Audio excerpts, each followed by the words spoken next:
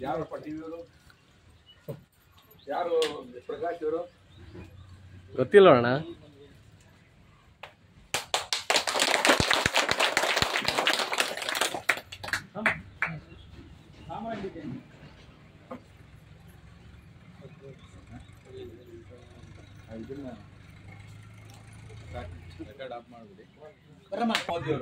ಇನ್ನೊಂದ್ಸಲಿ ಅವ್ರು ಪ್ರಧಾನಮಂತ್ರಿ ಆಗ್ಬೇಕು ಅಂತ ಚುನಾವಣೆ ನಡೀತಿದೆ. ಆ ಕಡೆ ಕಾಂಗ್ರೆಸ್ ಕಡೆ ಯಾರಿದ್ದಾರೆ? ಅಲ್ಲಿ ರಾಹುಲ್ ಗಾಂಧಿ. ಯಾರು ಹೇಳಿ? ಕಾಂಗ್ರೆಸ್ ಇಂದ ರಾಹುಲ್ ಗಾಂಧಿ. ನಿಮಗೆ ಚುನಾವಣೆಯಲ್ಲಿ ಕರ್ನಾಟಕದಲ್ಲಿ 224 ಸ್ಥಾನಕ್ಕೆ ಚುನಾವಣೆ ನಡೀತಿದೆ. MLA-ಗಳಿಗೆ ಪಾರ್ಲಿಮೆಂಟ್ಗೆ 544 ಸ್ಥಾನಕ್ಕೆ ಚುನಾವಣೆ ನಡೀತದೆ. 544ಕ್ಕೆ 544 ಬಿಜೆಪಿ ಕಂಟೆಸ್ಟ್ ಮಾಡಿದೆ. ಕಾಂಗ್ರೆಸ್ನವ್ರು ಎಷ್ಟು ಕಂಟೆಸ್ಟ್ ಮಾಡಿದ್ದಾರೆ? 544 ಕಂಟೆಸ್ಟ್ ಮಾಡಿದ್ರೆ 300. ಎಲ್ಲರೂ ಎಷ್ಟಪ್ಪ ಅಂತ ಹೇಳಿದ್ರೆ 50 ಅಂತ ಸಮೀಕ್ಷೆಗಳಿವೆ. ಬಿಜೆಪಿ ಎಷ್ಟು ಗೆಲ್ಲುತ್ತೆ? 544 ಅಂದ್ರೆ 374 ಸೀಟ್, 344 ಈಗ ಗೆಲ್ಲಿದೆ. ಮೋದಿ ಹೇಳ್ತಿದ್ದಾರೆ 400 ಸೀಟ್ ಗೆಲ್ಸ್ಕೊಡಿ ನನಗೆ ಅಂತ. ಆ ಚುನಾವಣೆ ಇದೆ. ಅಂದ್ರೆ ಈ ದೇಶ ಸುಭಿಕ್ಷವಾಗಿರ್ಬೇಕು, ಶಕ್ತಿಶಾಲಿ ಆಗಿರ್ಬೇಕು, ಬಲಿಷ್ಠ ರಾಷ್ಟ್ರ ಆಗಿರ್ಬೇಕು. ಈ ದೇಶದ ನಾಗರಿಕರು ಪ್ರಜೆಗಳು ವಿಶ್ವದಲ್ಲಿ ಅಂದ್ರೆ ಪ್ರಪಂಚದಲ್ಲಿ ತಲೆ ಎತ್ತಿ ನಿಂತು ಮಾತಾಡಂಗಿರ್ಬೇಕು. ಅದಕ್ಕೆ ನಮ್ಮ ನರೇಂದ್ರ ಮೋದಿ ಅವರು ಹೇಳ್ತಾರೆ, ಮತ್ತೊಮ್ಮೆ ನನ್ನನ್ನು ಆಯ್ಕೆ ಮಾಡಿ.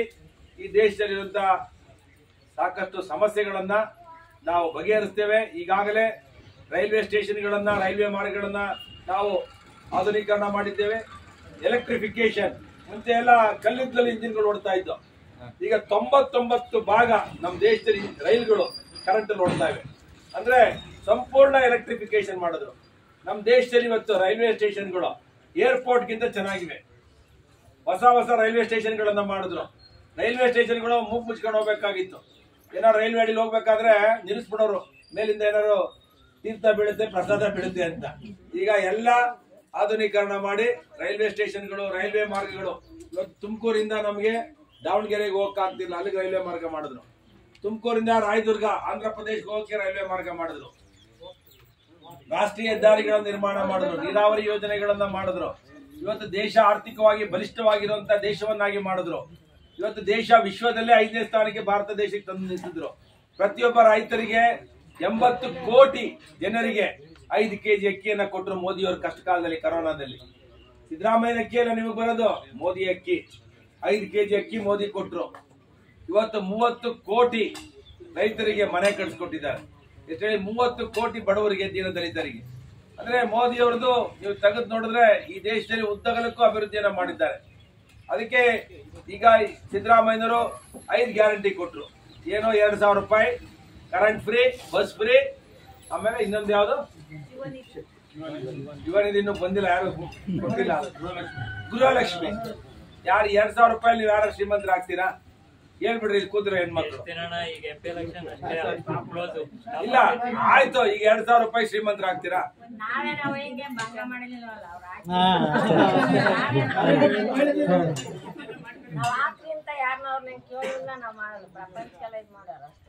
ತಾಯಿ, ಆ 2000 ರೂಪಾಯಿ ಕೊಡೋ ಬದಲು ಬಡವ್ರಿಗೊಂದು ಮನೆ ಕಟ್ಟಿದ್ರೆ, ಬಡವ್ರಿಗೊಂದು ಮನೆ ಗ್ರಾಂಟ್ ಕೊಟ್ರೆ ಶ್ರೀಮಂತ ಆಗೋದು. 10 ಕೆಜಿ ಅಕ್ಕಿ ಕೊಟ್ರೆ ಸಾಕಾಯ್ತು. ಒಂದು. ಎರಡನೇದು, ಒಂದು ಶಾಲೆ ಕಟ್ಟಿದ್ರೆ ಮಕ್ಕಳು ವಿದ್ಯಾವಂತ ಆಗೋರು, ಒಂದು ಆಸ್ಪತ್ರೆ ಕಟ್ಟಿದ್ರೆ ರೈತರು ಉದ್ಧಾರ ಆಗೋರು, ಒಂದು ಬಡವ್ರಿಗೊಂದು ಸೈಟ್ ಕೊಟ್ಟಿದ್ರೆ ಉದ್ಧಾರ ಆಗಿರೋರು, ಬಡವ್ರಿಗೊಂದು ಮನೆ ಕೊಟ್ಟಿದ್ರೆ ಗ್ರಾಂಟ್ ಉದ್ಧಾರ ಆಗಿರೋರು. 2000 ರೂಪಾಯಿ ಏನ್ ಮಾಡಕ್ಕಾಗುತ್ತೆ? ಶ್ರೀಮಂತರಾಗ್ಬಿಡ್ತಾರ.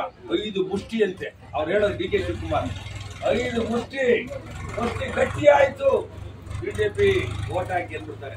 ಈಗ ಅವರು ಈ ತರ ಈ ಭಾಗ್ಯಗಳು ಕೊಟ್ಟಿದ್ರೆ, ಮೈಸೂರಲ್ಲಿ ಕ್ಯಾನ್ವಾಸ್ಗೆ ಹೋಗಿದ್ರು ಸಿದ್ದರಾಮಯ್ಯ ಮುಖ್ಯಮಂತ್ರಿಗಳು, ಹೊರಡಾದಲ್ಲಿ. ಅವ್ರಿಗೆ ಏನ್ ಕೇಳ್ಕೊತಾರೆ ಹೆಣ್ಮಕ್ಳು ಅಂದ್ರೆ, ಕೈ ಮುಗಿತೀನಿ, 60,000 ವೋಟ್ ಲೀಡ್ ಕೊಡ್ಸಿ, ಇಲ್ಲ ನಾನು ಸರ್ಕಾರ ಬಿದ್ದೈತಿದೆ ಅಂತಾರೆ. ಗ್ಯಾರಂಟಿ ಇದ್ರೆ ಜನ ವೋಟ್ ಹಾಕೋರು. ದೇಶದಲ್ಲಿ ಹೇಳ್ತಾರೆ ಎಲ್ಲರೂ ಮೋದಿ ಮೋದಿ ಮೋದಿ ವೋಟ್ ಹಾಕ್ತಿವಿ ಅಂತ. ಯುವಕರು ಕೇಳಿ, ಮಕ್ಕಳು ಕೇಳಿ ಮೋದಿ ಅಂತಾರೆ, ಅಜ್ಜಿದಿರು ಕೇಳಿ ಮೋದಿ ಅಂತಾರೆ. ಯಾಕೆ ಸಿದ್ದರಾಮಯ್ಯ ವೋಟ್ ಹಾಕಲ್ಲ ಅಂದ್ರೆ, ಸಿದ್ದರಾಮಯ್ಯ 1 ವರ್ಷದಲ್ಲಿ ಒಂದು ರಸ್ತೆ ಮಾಡುತ್ತಿಲ್ಲ, ಒಂದು ಕುಡಿಯೋ ನೀರು ಕೊಡ್ಲಿಲ್ಲ, ಒಂದು ಸ್ಕೂಲ್ ಕಟ್ಟಲಿಲ್ಲ, ಒಂದು ನೀರಾವರಿ ಯೋಜನೆಗಳು ಮಾಡಲಿಲ್ಲ, 5 kg ಅಕ್ಕಿನೂ ಕೊಡ್ಲಿಲ್ಲ. ಅದೇನೋ 70 ರೂಪಾಯಿ ಹಾಕದಂತೆ ಅಕ್ಕಿಗೆ. 2 ಸತಿ 5 kg 10 3 kg ಕೊಡ್ತಿದ್ವಿ. ಒಬ್ಬರಿಗೆ 3 kg ಕೊಟ್ಟು 4 ಎಷ್ಟು ತಿಂಗಳ 8 ಸಾಕಿದ್ರು. ನಿಮಗೆ ಕೊಡ್ತಕ್ಕಂಥ 2,000 ರೂಪಾಯಿನಲ್ಲಿ ನಮ್ಮ ಪರಿಶಿಷ್ಟ ಜಾತಿ ಪರಿಶಿಷ್ಟ ವರ್ಗಕ್ಕೆ ಸೇರಿದ ವಿದ್ಯಾರ್ಥಿಗಳ ಸ್ಕಾಲರ್ಶಿಪ್ 11,000 ಕೋಟಿಗಳನ್ನ ಇಟ್ಕೊಂಡಿದ್ದಾರೆ. ನೀವು ಅದು ಯಾರನ್ನ ಕೇಳ್ತಿದ್ದೀರಾ? ನಿಮ್ಗೆ ಸ್ಕಾಲರ್ಶಿಪ್ ಗೊತ್ತಾಯ್ತಾ? ಓದಿನ ಮಕ್ಕಳು ದುಡ್ಡು ತಗೊಂಡಾಗಿ ನಿಮ್ಗೆ 2,000 ರೂಪಾಯಿ ಆಗ್ತಾವ್ರೆ. ನಿಮ್ಗೆ 2,000 ಹಾಕಿರೋ ಅಂತ ಖುಷಿ ಆಗೋಯ್ತು. ಯಾವ ಸ್ಕಾಲರ್ಶಿಪ್ ಬರ್ತಾ ಇಲ್ಲ, ಮಕ್ಕಳಿಗೆ ವಿದ್ಯಾಭ್ಯಾಸ ಇಲ್ಲ. ಓದೋ ಮಕ್ಕಳಿಗೆ ದುಡ್ಡು ಹಾಕಿದ್ದಾರೆ. ಗ್ಯಾರಂಟಿ ಯೋಜನೆಗೆ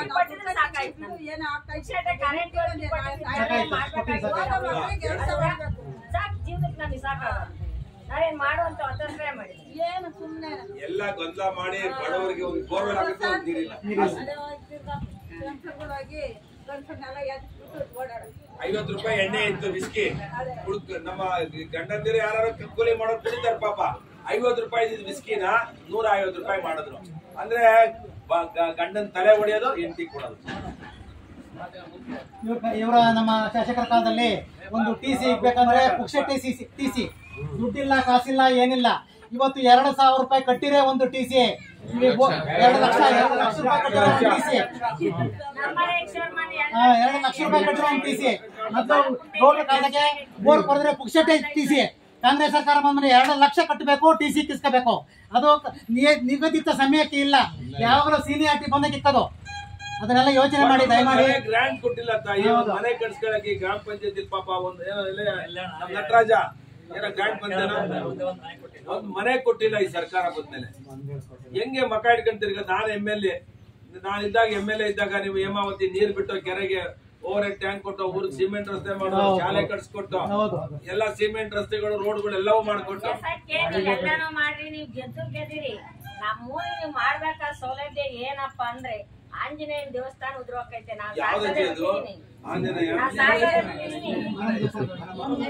20 ವರ್ಷ ಸಾರಿಸ್ತಿದ್ದೆ, ಹುಡ್ಕಂತೈತ್ ಹೋಗ್ಬೇಡ ಅಂತ ಹೇಳ್ತಾರೆ ಜನ ಎಲ್ಲ. ನಾನು ಹೋಗೋದೇ ಬೀಳ್ತೈತಲ್ಲ, ಎಲ್ಲ ನೀವು ಬಿದ್ದು ಹಂಗಾಗತ್ತೆ ಅಂತ ಆಸೆ ಇದೆ, ಬದುಕ್ಬೇಕು ಅಂತ.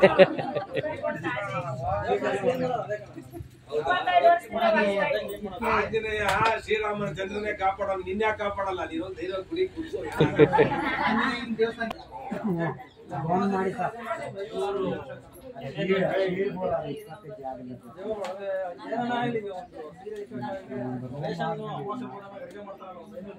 ಜನ ಬರ್ತಾರ ಈಗ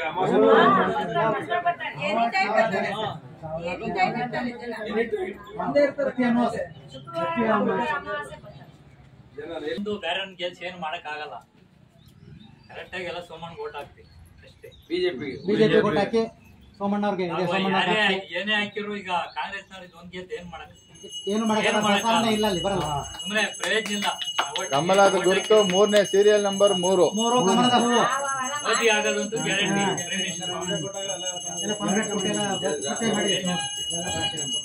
ನಾವು ಇನ್ನೊಬ್ರು ಕೈ ಹಿಡಿದು ಒತ್ತಿರ್ತಾರೆ, ಕೈ ಹಿಡಿದು ಒತ್ತುತ್ತಿರ್ತಾರೆ,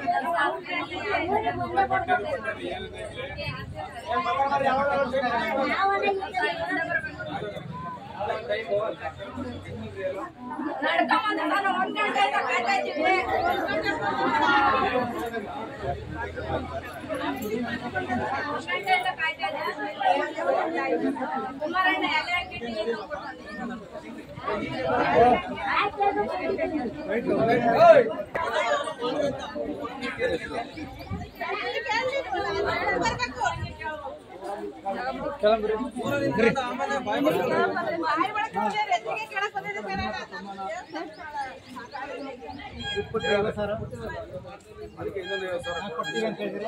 ಹೌದು. ಈ ಸಲ ಎಲ್ಲ vote ಹಾಕ್ಬೇಕು, ನಿಮ್ಮಿಂದ ಹಾಕ್ಬೇಕು. ಹಾ.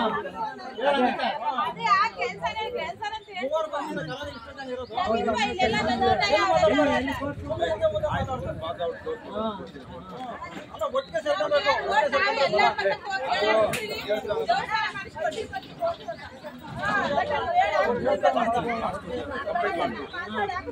ಕಂಪ್ಲೀಟ್ ಮಾಡ್ತೀವಿ.